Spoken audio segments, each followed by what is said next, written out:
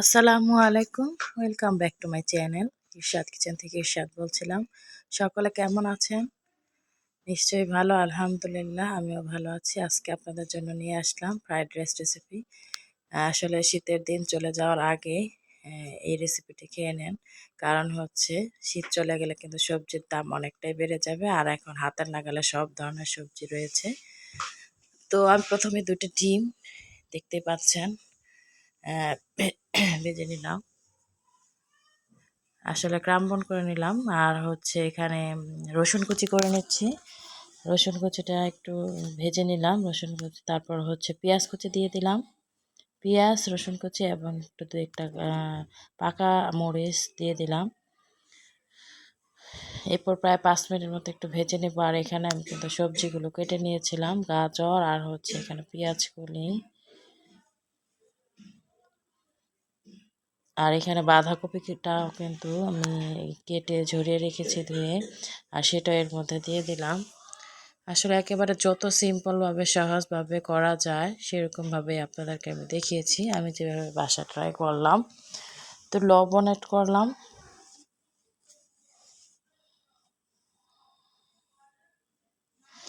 আর অবশ্যই চুলার তাপমাত্রাটা বাড়িয়ে রাখতে হবে। এখন কিন্তু এই যে আপনার সবার ঘরেই দেখা যায় নুডলস থাকে, নুডলসের মশলাও থাকে। তো সেই মশলা থেকে আমি কিন্তু 2টি মশলা এখানে দিয়ে দিলাম, আর এই মশলাটা দিয়ে দিলে না খুব সুন্দর ঘ্রাণ আসে। আর দিয়ে দিলাম সয়া সস। সয়া সস দিলে তাড়াতাড়ি সবজিটা কিন্তু একদম নরম হতে থাকে আর ঘ্রাণটা সুন্দর আসে। দিয়ে দিলাম কিছু কাঁচামরিচ কুচি।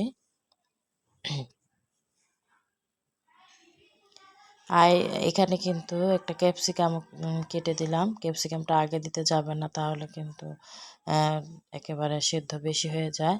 আর এখানে চালটা কিন্তু আগে সিদ্ধ করে আমি কিন্তু ঝরিয়ে রেখেছিলাম। আর চালটা অবশ্যই এমনভাবে সিদ্ধ করতে হবে 99%, যাতে যাতে করে 1%